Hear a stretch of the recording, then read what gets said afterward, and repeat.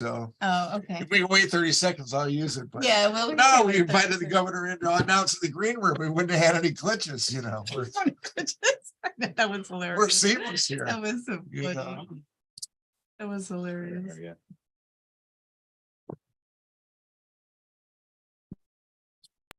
All right. Good morning, everybody. Welcome to our glitch free. We can make any announcement without a glitch.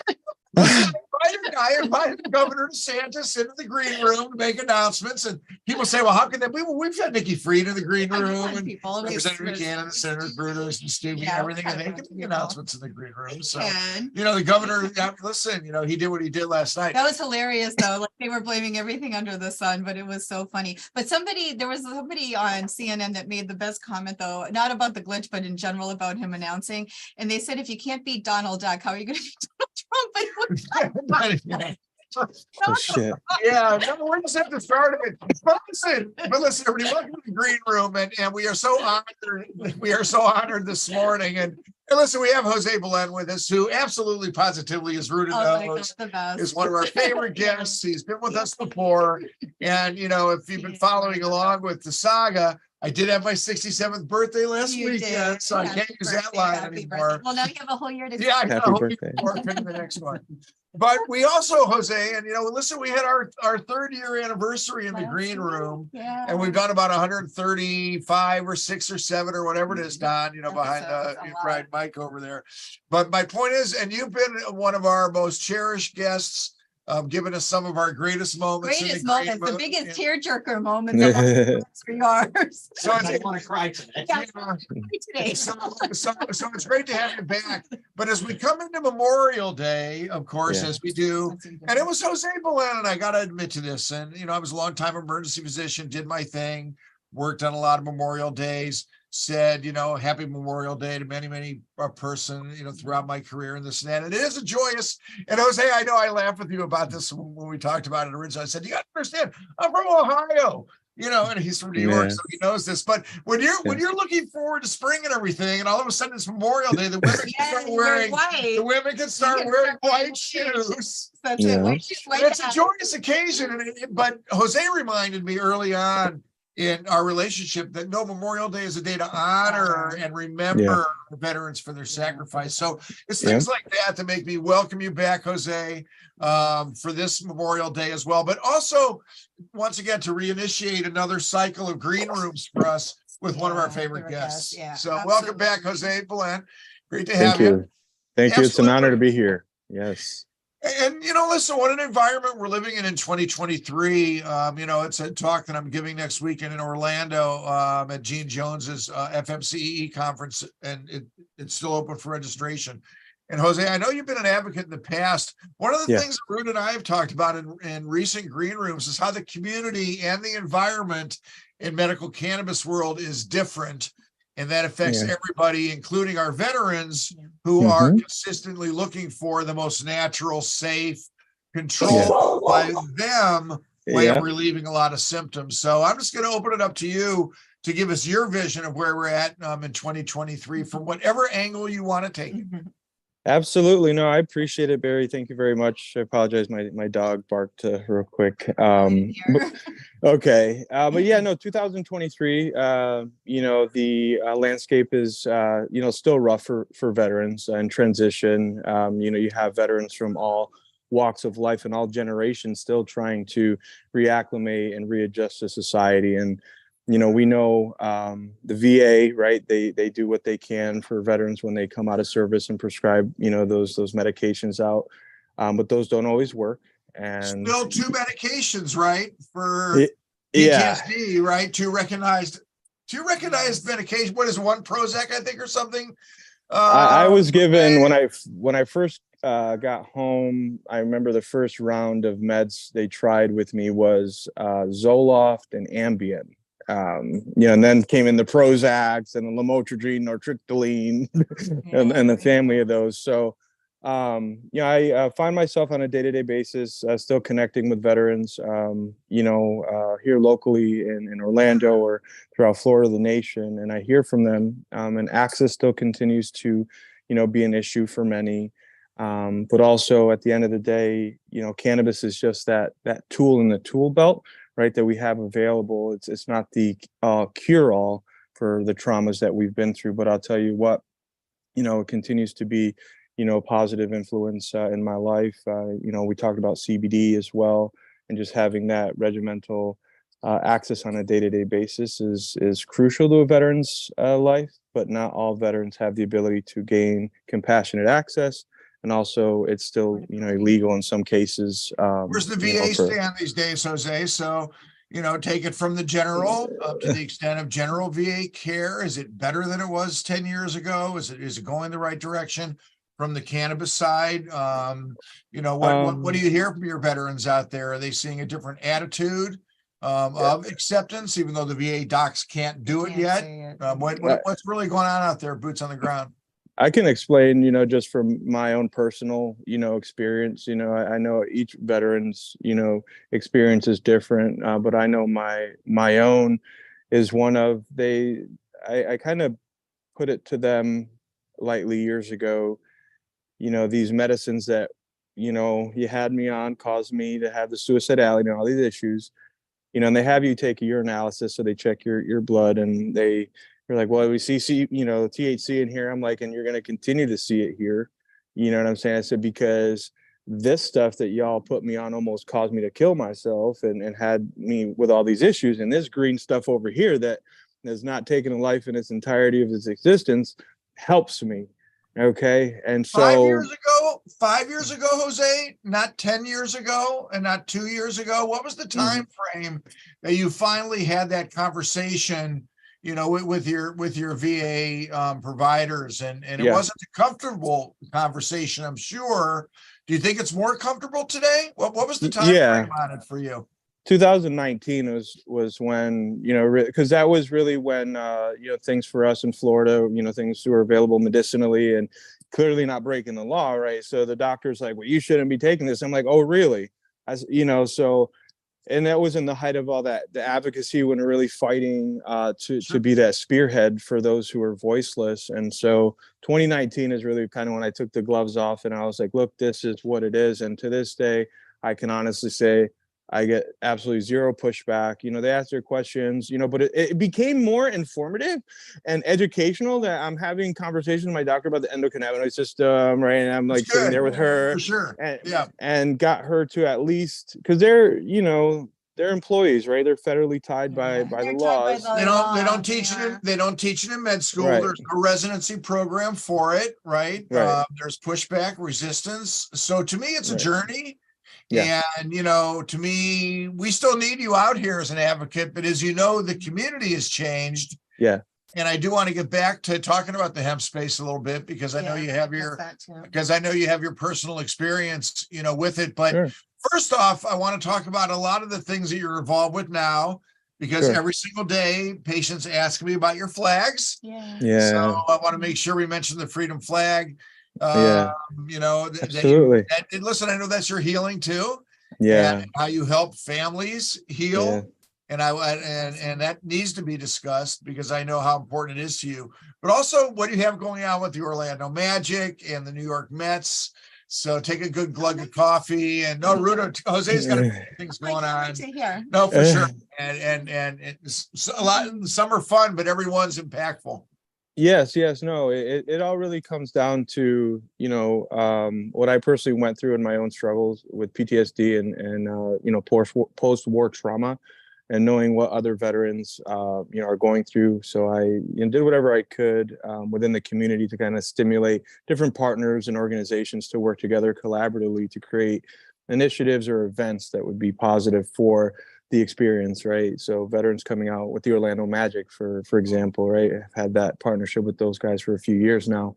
That in the height of Mission Zero, when I was really plugging away in the nonprofit space, we're able to create Veterans Night Out with the Magic, right? To veterans who come out to the game, we would take care of the tickets, the food, and really make it more of also a career opportunity, right? We had some community partners that were looking for possibly veterans to hire, and that actually did happen, right? So the events with the Magic, are more to be a conduit, right, for veterans to come and not only have a great, safe family time, but also if they were struggling with employment or whatever the case may be, we had boots on the ground resources available for them. So that continues to unravel. And you mentioned the New York Mets. That comes back to the flag making, right? So 3 years ago, this Memorial Day, will be the anniversary that I made my first flag, which is this one here, in memory of my best friend, Stuart Wesley Moore, who was killed in action while we were in Iraq in 2003.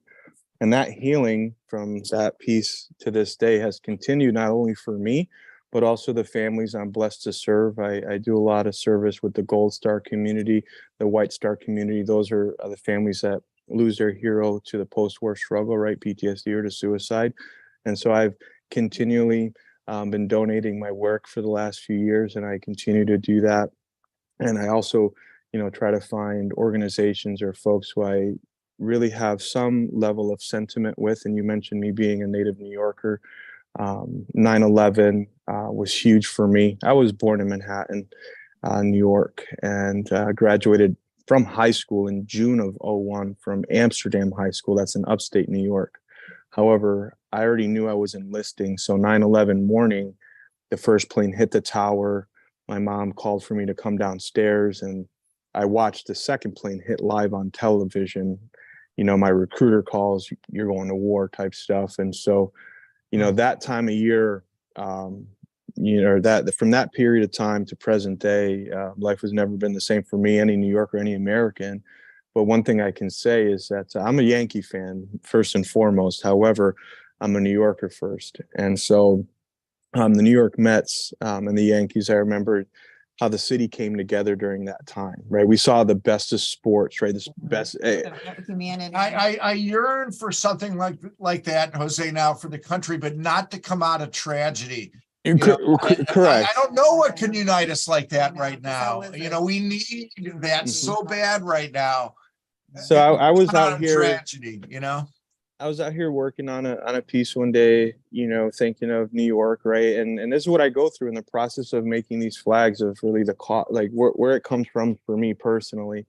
And so Alex Cohen, the wife of the owner, co-owner of the Mets, her and I connected on Instagram, started following me on Instagram. And what a world. It helps. Yep. Does it? Well, I reached out to her, because I couldn't believe it. I was like, well, that's pretty awesome. So I was like, you know what? Thank you, Mrs. Cohen, for taking the time. This is kind of who I am. And what I love to do is create, pieces of thank you, in memory. And so I told her about the flags I make and gift to the families. And I said, look, I would love to, create a piece for the Mets organization, as a symbol of, America's best pastime, but also as a native New Yorker in the spirit of, family. And so from there, created this, relationship that I'm, creating a unique gift for the Mets organization, for the owners and them. But it just came organically, right? It just happened one day. And that's why I always do my best to be a positive light, right? And what we can see sometimes is a dark world we're living in right now, because you never know who's watching. You never know who you can impact. And a lot of people passively go through social media and don't engage, right? They see content, they see messages that mean to them, but they're just not at a place to interact. It's the most bizarre. We're living through the most bizarre era of social interaction that you and I could never have imagined that we'd be living through. And that's why we need to all keep our eyes open to exactly where we're at, and continue to engage in the appropriate manner. And I love it. And if I have any way, shape, and form of being involved in that New York Met project with you, and accompany you up to New York, my daughter would love it. And no, seriously, everything you do. And listen, you've been consistent too, and your continued assistance with various veterans groups under the radar sometimes, very much vocal in your advocacy at others times. And I know there's a lot of reasons for that, but unfortunately the community in Florida is not the same as it was Mhm. 3 to 4 to 5 years ago when I was so honored to meet you and run around and do a lot of Yeah. things. And, that's unfortunate. COVID's one reason for it. Yeah. The development of a lot of financial tentacles about the Yeah. state, is another reason for it. For Yeah. example, there's 74 applicants. So just a little cannabis news, everybody, just to Mhm. back up in about 30 seconds worth. So the telehealth bill has not been sent yet to the governor for his signing. There were some rumors that it had been, that there was a drop dead date of May 24th. That's not the case, nor has the hemp bill. So the hemp bill also has not been sent to the governor's desk for signing. So everybody has to remember that when we had the smokable flower back in 17 and the removal of the 90s, that was signed on June 23rd, actually, of that year. So these things do have their time frame. The speaker and the president got to bundle it together. So Yeah. hemp bill's interesting, Jose, because if you follow the hemp space, they had originally a very low milligram amount per piece and per package. But as the bill ends up coming through the sausage, really they took away all caps and limits on what's being labeled all over the state as hemp derived, right? Delta 9 products, as well as 8, 10, 6. Illegal still is OA and HHC that can be found all over the place as well. So it's really a kind of a wild, wild west right now. And as we kind of recognize that in a lot of ways in the state of Florida right now, they've created a legal adult use market, even for quote unquote hemp-derived Delta 9 THC in every form but smokable flower or inhalable flower. So I don't know. I'd just be interested in your comments on that. And you don't have to comment on it and get, Oh, it's okay. I don't think I get in trouble with the hemp space. What I want is clean, regulated product on the shelves. We had a teleconference with a group last week, and there was somebody, and he's a veteran, and he was talking about hemp products, but he also was talking about the problem with that is some of it is laced with different things, and you do have veterans getting better access because financially sometimes it's cheaper, and you just don't know what you're getting. So you're putting all this I want the crap in, veteran to get the best possible, the best medicinal products that not he something can. that you don't know what it's laced with, which is Yes. It's disconcerting. It is. Because, and Barry, this is going back to the federal lawsuit, going back to really kind of hard charging that. It seems so mind-numbingly simple to put together, quality product, that could serve people that are literally hurting and in pain right now. There are people throughout the country, the state, the world that deserve access to it, but because so hang on, Jose, because we have a lot of new viewers. What people may not remember is that Jose was a member of the Federal Five at the federal level that actually sued the federal government for his right to use cannabis. And I can't give justice to the case, but I know it went very far, was very serious. Unfortunately, didn't result in what we wanted, but it was so significant in raising awareness with Marvin Washington and our friend Alexis, who now is a beautiful young lady. It's unbelievable how the years go by, right, Jose? So I just want to bring that up because that's an OG case, just like I was the doctor in the Joe Redner right to grow cannabis in the state of Florida case. Everybody asked me about home grow and what's up with home grow. And I said, we've done that case. We litigated that case. It's been blocked at the Supreme Court level of Florida. Yeah. So once again, not to knock into you, but people need to know how far back and how. So is there anything left with the Federal Five case, or is that just? Well, we got to the Supreme Court, and that's it took a team, right? Sebastian Cobb, father of Jagger, and Alexis Bortel, and Marvin, myself, Nelson Guerrero, and we all came at it from different kind of patient perspective to be a representation. But unfortunately, once the Supreme Court dismissed the case, it kind of just left. We did set that precedent, though. We got there, and so there's never been a real discussion of what to come next, other than you But know, isn't it the interesting though? Marvin's still out there doing his thing. You yeah, are too. Alexis is yeah, gorgeous and beautiful. And listen, Jagger and Sebastian, you know, I still follow him on Facebook. yeah, So, you know, he's still, you know, kicking. And listen, the whole New York, you know, I mean, the whole thing. And I tell everybody, I'm glass half full guy. And I'm yeah. glass half full guy because of guys like you that laid the groundwork, not only here in Florida, but nationally. And it adds to the passion that we have here in our clinic to continue to carry that ball forward because of the honor. You know, listen, Don, you have this afternoon. So this afternoon, actually, I was honored to speak once again. I think because of Memorial Day, $75, of course, in Florida yearly to the state. A part of that goes to Florida A&MU with MIRI, M-M-E-R-I. They have their educational series. I've been on it before. Honored to be asked again today. Ruta was referring to the veteran that I'll be on a panel with today. And listen, it's great. Here's how you sign up. You got to do it through Eventbrite, but it's free. There you go. So right, and it's just wanted to make sure that we gave them a promo. They did get back to us. Yeah. We're going to have them on a green room to talk about their educational efforts which is because nice. they do a good job, and that is where our state's money goes. Thanks, Don. So, you know, Jose. Yes. So the challenges of the veteran at this point, okay, as we know, there's still VA challenges. Talk about some of the others. We know there can be financial challenges, gun rights issues still. Yeah. We know job protection rights. You know, what are the other concerns of veterans that really keep them from getting their card, you know, legally and having the access that we all want them to get?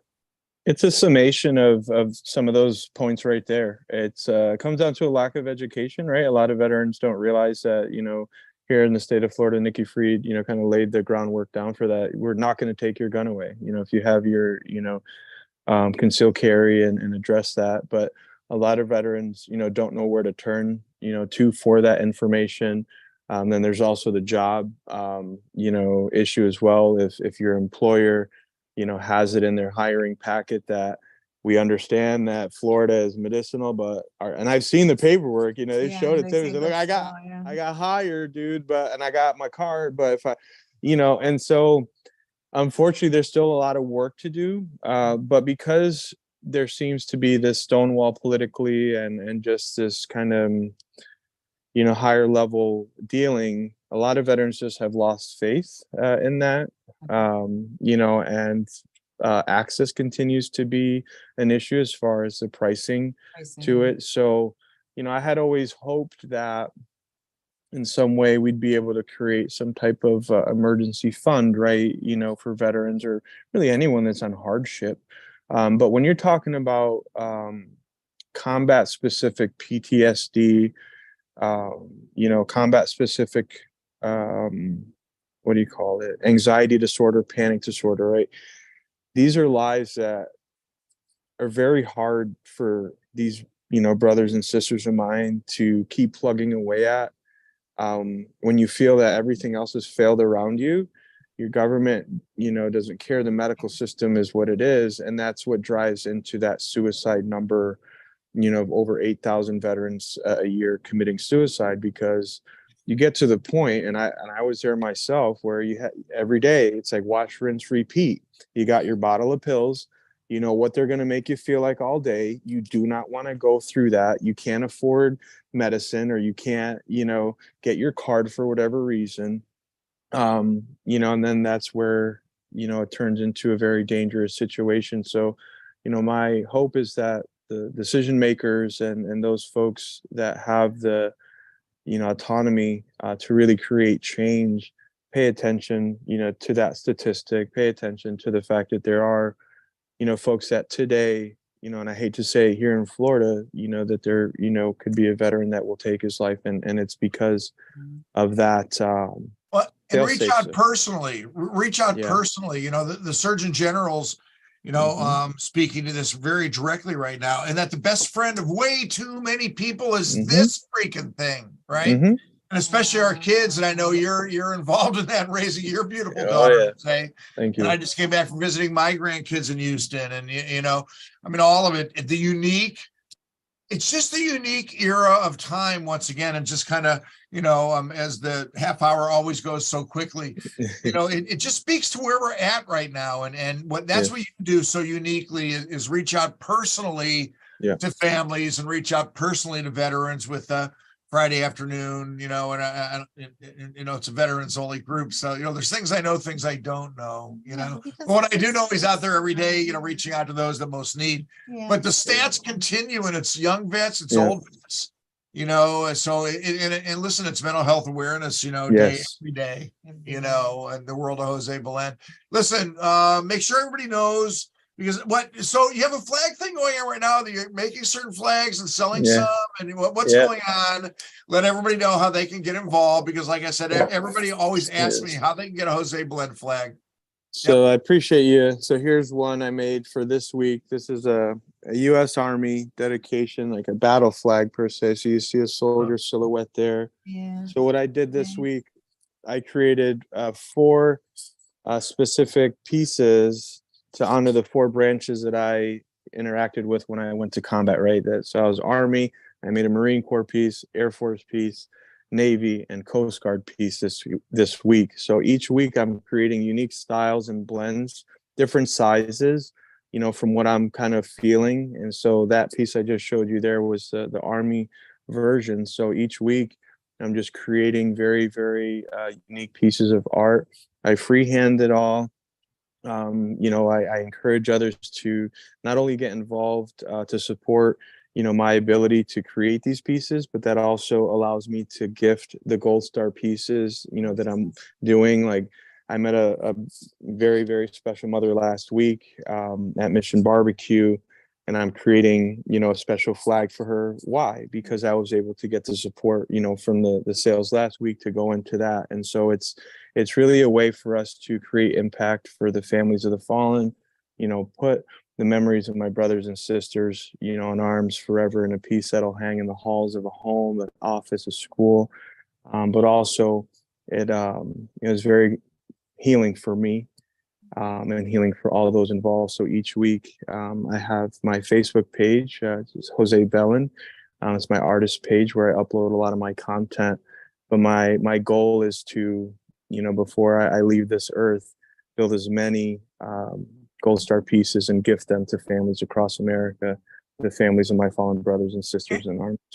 And I learned something today. You mentioned Gold Star and then White Star, right? Yes. Gold Star would be killed in combat itself, and White Star later from, depression, suicide, other combat related things. Correct. Yes. And that's really what fuels this for me. I'm very close with my best friend's parents in Livingston, Texas.